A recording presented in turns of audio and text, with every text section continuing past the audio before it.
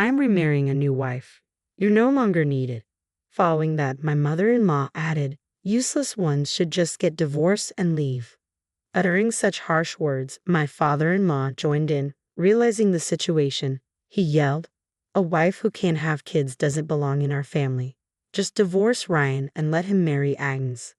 Silently standing there, I was speechless. It was the first time in my life I felt so utterly miserable. But at the same time, a firm resolve solidified within me. The time had come for me to fight back.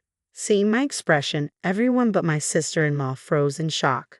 They probably thought I'd be hurt and on the verge of tears. Defying their expectations, I smiled broadly and said, "I'm already divorced, you know, and that woman." At my words, my parents-in-law and Ryan gasped in disbelief.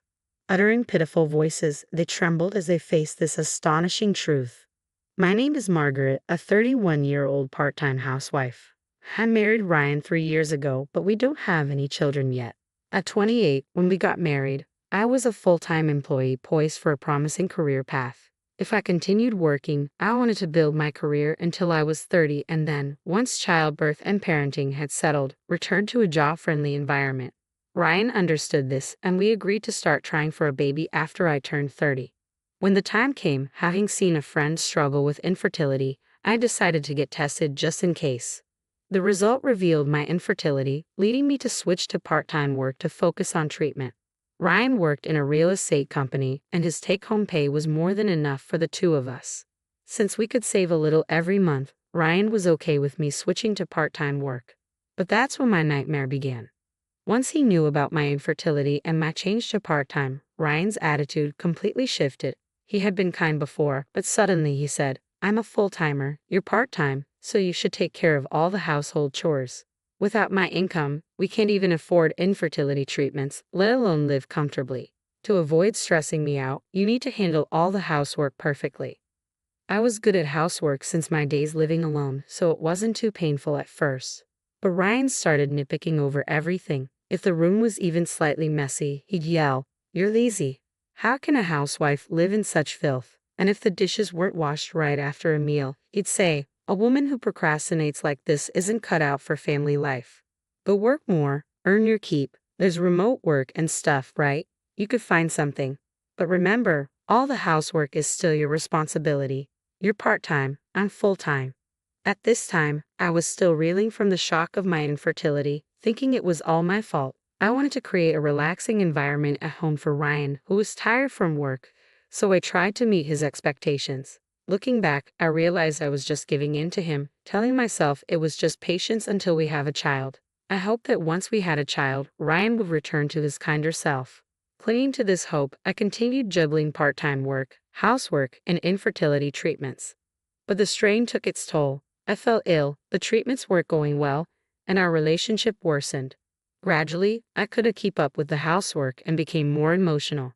You can't even get pregnant and still act all high and mighty. "If you don't want a divorce, listen to me," he said, looking down on me. From then on, even a simple request to put his socks in the laundry basket was met with a shout of, "Shut up." I was just trying to make a point, but his contempt made me feel miserable and unsure of what to do next. He started treating me not as a wife but as a convenient woman or a servant. My spirit withered under this treatment. A year passed in this way without a child, and the gap between us remained. This year since becoming part-time and starting the treatment seemed to fly by. It was the most difficult time of my life. However, recently there's been a change. Ryan suddenly became kind, not just a little but a significant shift. It was as if he was a different person, showing increased concern for me. For instance, when infertility treatments weren't going well, and I was feeling down, Ryan asked, "You okay? How about I make dinner tonight? I'll whip up your favorite beef stew."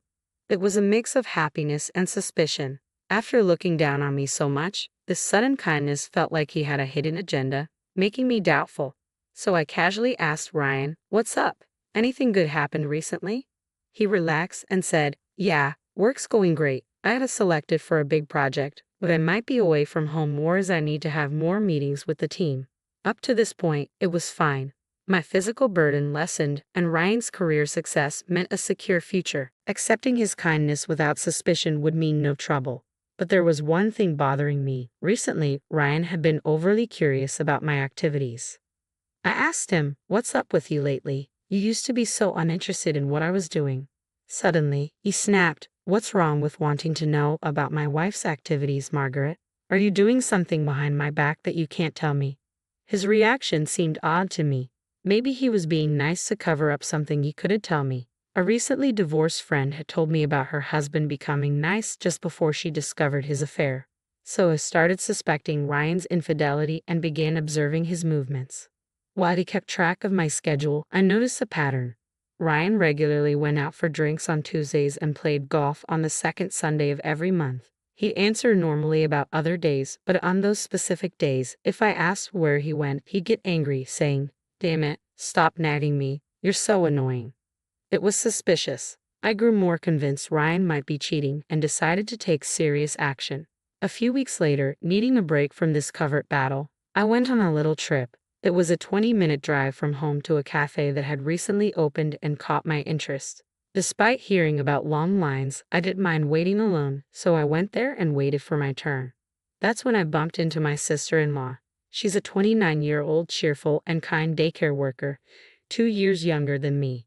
She always looked up to me like a real sister, and I adored her like my own sibling. When I greeted her, my sister-in-law was startled and looked me up and down in a way she never did. Confused by her strange behavior, I tilted my head. "What's wrong?" Snapped out of it, my sister-in-law blinked, and after a moment of silence, she brightened up and said, "Margaret, let's have lunch together." So we changed the number of people on the reservation and sat together after waiting for several minutes. During lunch, my sister-in-law told me an unbelievable fact that left me speechless and unable to eat.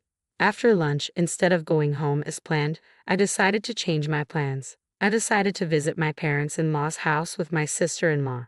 Their house is about a 30-minute drive from our apartment, where I currently live, so I don't usually stop by. My parents-in-law aren't exactly fond of me, so I don't see them often, only during the holidays or for memorial services.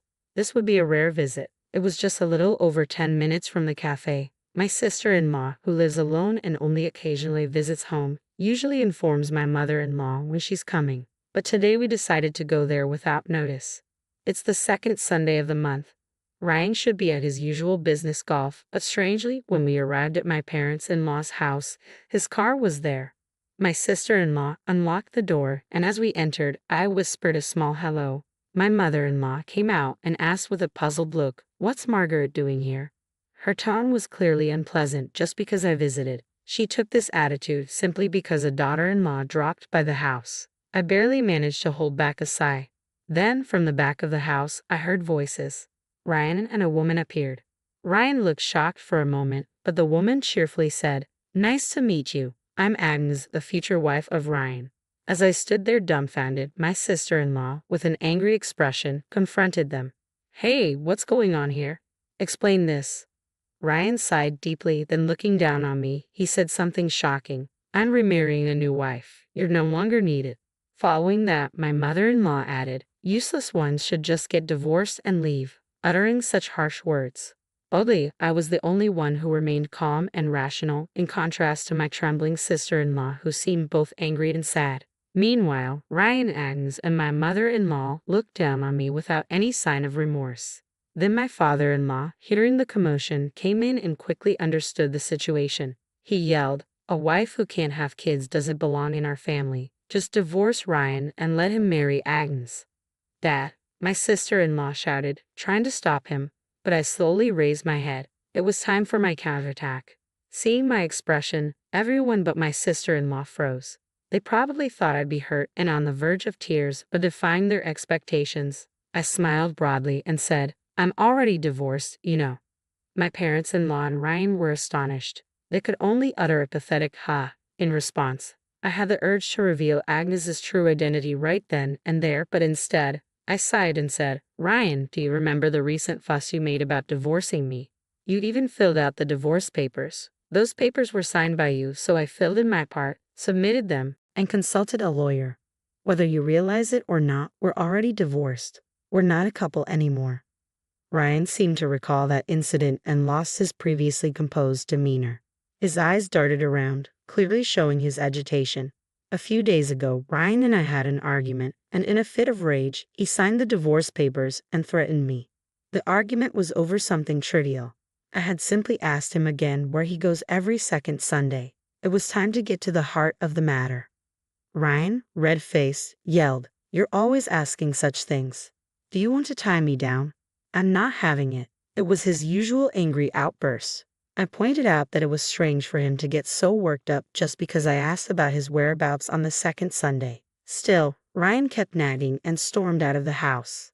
Later, he came back with the divorce papers, filled his part out hastily, and pushed them at me, saying, "I can divorce you anytime." When I asked if he really intended to divorce, Ryan nodded firmly, so I secretly filled in my part and kept the papers in my bag, ready to submit at any time. They were like a talisman, a magical paper that could end my marriage with Ryan if anything happened. Today, after a shocking conversation with my sister-in-law and reaching my limit, I stopped by the office to submit the papers before visiting my parents-in-law. Ryan, hearing this, said, "That was just a threat. I didn't mean it." But my sister-in-law retorted, "You signed it yourself, saying you could divorce anytime. That clearly shows your intent." Ryan fell silent again. I sarcastically said to Ryan, "So we're practically no longer a couple." Happy now, he opened his mouth to say something, but before he could, my mother-in-law interjected with a smug look, "Oh, is that so? Well, divorcing you was always the plan, so that's fine, isn't it?" My father-in-law seemed to agree with her, nodding his head. From their perspective, my divorce from Ryan was inevitable sooner or later, so they thought, why not now? Their true feelings were evident, suggesting that the divorce was a positive outcome for Ryan anyway. Standing next to Ryan, Agnes was also just smirking annoyingly. Noticing this, Ryan chuckled slightly and said, "Yeah, that's right. Our divorce is the first step towards me being with Agnes." It was a skin-crawling statement. Our younger sister-in-law looked embarrassed by this scene, maybe ashamed of these four. For me, holding back laughter at this foolish family and Agnes was a challenge, ignoring their triumphant looks. I operated my smartphone and showed them a photo. It was clear evidence of Ryan and Agnes's affair, pinpointing the place and time in just one shot. "I didn't file for divorce on a whim," I told Ryan. "I've gathered all the evidence of your affair from the start." Seeing him gulp at my words, I glanced at him as Agnes suddenly burst into laughter. Frowning, I looked at Agnes as she blurted out, "So you've thoroughly investigated me too? That woman you almost mentioned, I guess you figured her out. Were you going to reveal that she's pregnant? Too bad. Ryan and his parents know it and deliberately let me stay here." Hearing this, our sister-in-law was shocked. She had been told by Ryan and their parents that we were divorced when we met at the cafe. The reason for the divorce was particularly shocking. They said I was terminally ill with little time left and that I initiated the breakup. They seemed tearful and surprised by my sudden appearance at the cafe. My sister-in-law thought she was hallucinating, hence her strange behavior, which she apologized for. Hearing their story, I was appalled. Ryan had lied about separating from his wife due to a made-up illness. He told his sister, "Margaret is now despairing in life, so please don't contact her," and accidentally upset her. Believing this, my sister-in-law refrained from reaching out to me. However, upon returning home, she was surprised to find a strange woman living there whom my parents-in-law introduced as Ryan's new wife. Until now, my sister-in-law realized she had been deceived, but she was hearing for the first time about Agnes's pregnancy.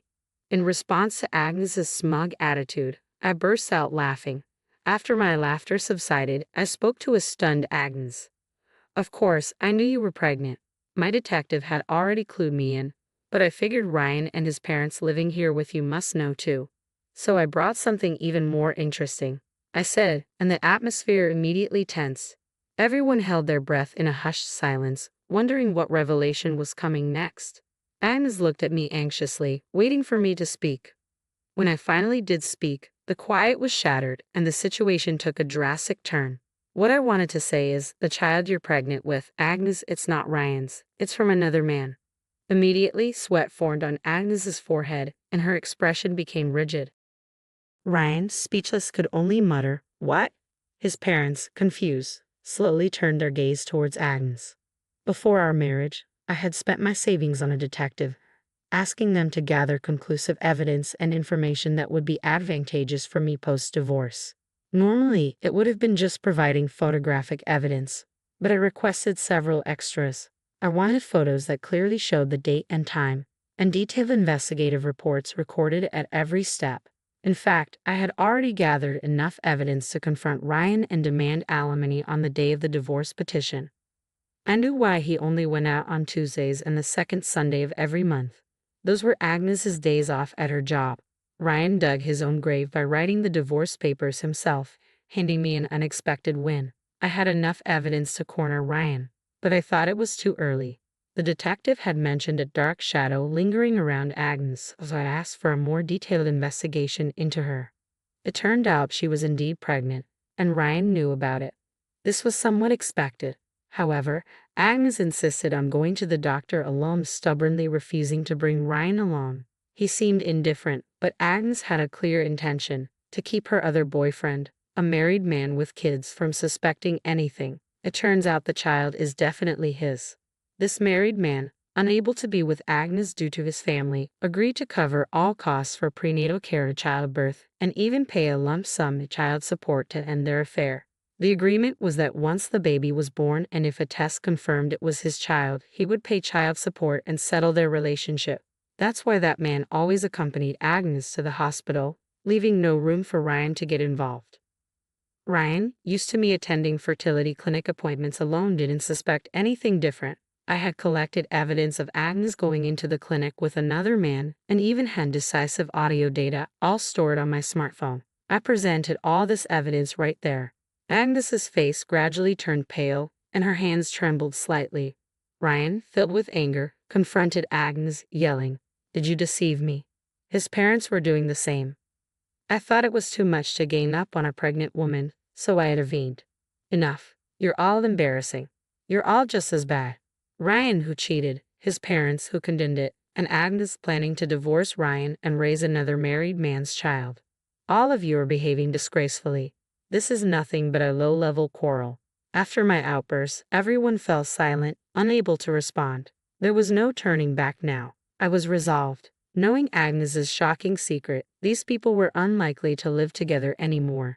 But I couldn't forgive Ryan for looking down on me while I was struggling with infertility treatments and then pretending to be kind to avoid suspicion after his affair. I've divorced Ryan, and I'm going to make sure you all pay for your sins. Agnes, you now have to raise 2 children alone, but you brought this upon yourself. So face the consequences. When I said this casually, Agnes turned even paler. "You knew I had another child?" "How? Where did you?" she stammered, unable to finish her sentence. Ryan and his parents furrowed their brows even deeper as I started explaining. For clarity, Agnes is a single mother, but her older child is being raised by her parents. They gave her some money, but with another child coming, things will change. Her parents are getting older, and she's been looking for a man to act as an ATM to help with childcare. I have evidence of her laughing about this with friends. Realizing that the term ATM was a veiled reference to himself, Ryan looked hurt, though he had no right to feel that way. His parents were flustered, and his mother, losing her earlier composure, said in a panic, "So Agnes's child isn't our grandchild? Then there's no reason for her to stay in this house. Leave right now." Agnes, in her desperation, started making excuses. "No, it is Ryan's child. Please believe me." But my sister-in-law, who had been silent, finally spoke up. "Now you think we'll believe that, Agnes? Don't you realize the mess you've made of people's lives?" Agnes fell silent at her sharp words. Then my sister-in-law dropped another bombshell. "Aren't you the mom of the boy who goes to our nursery? The one always dropped off by his elderly grandparents. His name wouldn't happen to be Jason, would it?" Agnes's eyes widened, and though she opened her mouth to respond, no words came out. Her silence confirmed my sister-in-law's suspicions. Shocked, my mother-in-law collapsed on the spot while my father-in-law looked between us, frantic. It was time to wrap things up. I presented Ryan with an ultrasound photo and said, "Thanks to fertility treatments, I'm pregnant with your child. I was going to tell you soon. But then the morning sickness got worse and your affair became certain. But make no mistake, this child is yours. We won't live together, but I expect you to pay child support in full." Ryan looked despairing, but his brazen mother raised her head and started, "If you're having a child, you're still fit to be his wife. We were just misled by this woman. Apologize, and Margaret, please stay." I ignored my mother-in-law and turned to leave. When she kept calling after me, I turned back just once. "What are you doing? You never liked me from the start. When you found out Agnes was pregnant with Ryan's child, what did you do? Your audacity knows no bounds. Stunned by my retort, something I'd never done before, my mother-in-law looked down again. My father-in-law, perhaps realizing their folly, said nothing more. I had already decided I didn't need to be recognized as their daughter-in-law, especially since they had discarded me. As I stepped outside, our sister-in-law apologized repeatedly, asking if there was anything she could do. I replied, just make sure they don't flee. I'm going to keep my distance from Ryan and communicate through a lawyer. And from now on, let's keep in touch as friends. She looked surprised but then nodded, saying, let's get through this together. Later, I hired a lawyer and went through the division of property. They whined about not being able to pay the substantial amount. But when I said I'd pursue this to the end in court with no mercy, they reluctantly agreed. As for Agnes, her affair with the married man came to light, leading to a heated argument. The turmoil grew too large, eventually reaching his wife's ears, and things did not end smoothly. Agnes, in desperation, turned to her parents for help. Naturally, they were furious with her and dragged her to us to apologize. After giving birth, Agnes will have no choice but to work tirelessly from dawn to dusk, unlikely to ever have the chance to engage in infidelity again. Despite having children, Agnes had been irresponsibly carefree, but now her parents control all her earnings, leaving her no room for stress relief. Having lived selfishly until now, she should start living for her children. Meanwhile, Ryan's fate turned out to be a mess as well. He eventually had to sell his family home to raise child support. Now he's living in a cramped, rundown apartment with his parents, barely getting by. I initially agreed to let him pay child support in installments, but as expected, he fell behind, thinking he could get away with it, probably based on something he read online. He was mistaken. I had warned I would be relentless. I immediately took legal action, enforcing payment through the courts. This led to his employer finding out about the divorce and his child support delinquency.